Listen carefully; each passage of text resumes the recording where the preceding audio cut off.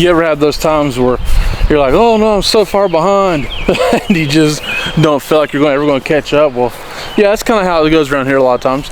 But like, we just kind of have to learn to deal with it. I mean, there's times that it just feels like, hey, I got 10,000 things to do, and it just doesn't work out, and oh, I'm never going to get them all done. And maybe you don't ever get them done, but hey, stick with it, because that's exactly the situation we're in right now. I mean, just look, this garden is always planted by now. Always planted by now. And hasn't even been tilled yet. Now, granted, there's been a lot of situations, like the best weather we had was probably last week for a few days. I had to work last week, which I normally don't have to work that week, but I did, and I'm off this week. So this week the weather's not as great. But as you see, it's not tilled, it's not planted. I mowed over it to get the stuff down this today, but like I need to get it tilled, but it's supposed to be cool and rainy for a few days. One thing I did enjoy doing was seeing the crimson clover I planted last year. I planted some broadcast some crimson clover seeds last fall. Just tried to smother out some weeds and try to enrich the soil, just do a little better, because we do like permaculture and those type and regenerative ag. It's just hard to do it in this situation. So I was trying to do a little bit of that down here on this lower end of the garden. It's just it's weird soil. Somebody used to use it to burn their trash in, I believe, because there's just a bunch of junk down in here, and the soil is really dark. So it's interesting, but it's kind of strange all at the same time. But you can see this crimson clover did come up, and here's some of it that I cut down, and like it's interesting. Some rabbits ate a lot of it, off the ends, but we're still got plenty of clover here that kind of grew up, and you just cut it down and you till it in, and it turns into a green manure. It's really good for bees early in the spring when they don't have a whole lot of food out. It's really good to enrich your soil, to try to smother out weeds and add nitrogen to your soil. That's all really good for it. So hopefully we do get some benefit from it, even though the rabbits got a lot of benefit from it. Who knows, maybe the rabbits dropped some manure down there so that it helped enrich our soil as well. Rabbit manure is like the most, like the best manure you can use, I think. High in nitrogen, pretty clean. It's a really good manure, so hopefully they drop some manure down there for us. If you watched as much, we have been working on some containers, planting some green stalks, and planted some peas and onions in some grow bags, some beets, planted some beets in a grow bag, because we're doing things a little differently. We've never put beets in a grow bag. We've always been in a raised bed. We're changing some stuff around this year. But one thing's for sure, this section looks like it's a work in progress. I mean, somebody's certainly working here, because you see stuff thrown all over the place, right? Tomato cages, grass clippings, some weed eating's been done up here.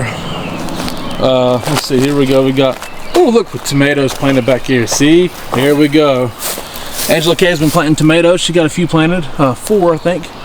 What we've done in these mug buckets is, I think that's a Sun Gold over there. I think this is called a Sweetie right here. And these two are Saucy Ladies. We're gonna wind up planting about 6 of the one called Saucy Lady.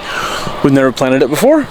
We've always planted a Roma for our saucing, canning, pasting style tomato, and we haven't been happy with the full results. Don't feel like we get the full harvest from them. We feel like we lose a lot to disease or something. Something always seems to go wrong. I don't know what or why. I guess I don't know why. But even when we put them in a grow bag, they just tend to not finish the season. So try a different tomato. It's a lot of what we talked about in leading up to the season, is like doing things differently, and don't do the same things expecting a different result. That's a lot of what we've done here, but it's a slow go. It's a slow process. We're making slow progress, and it's okay. Like, there's still work that's been done. We're still got food growing. I mean, you see here we have these peas are growing. They're looking good. The onions are growing. They're looking good. Oh, we got carrot seeds planted as well. Angela planted those.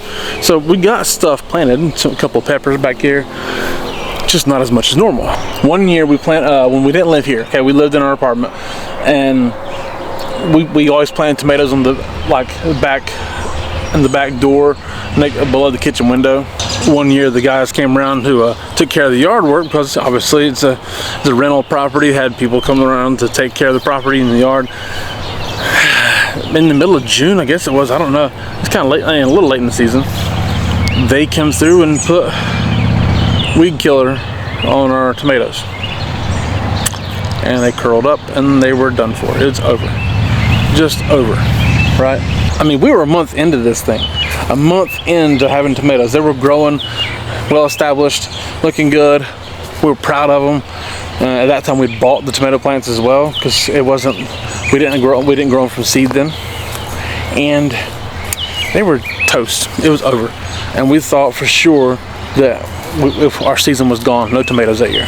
Turns out we were still able to find some more tomato plants, even, you know, second week in June, I guess it was, planted them, and we got such a beautiful harvest of tomatoes that year. Even though we felt like we were doing things late, well, it kind of worked out to where it's just on time, because the tomatoes were wonderful, absolutely wonderful that year.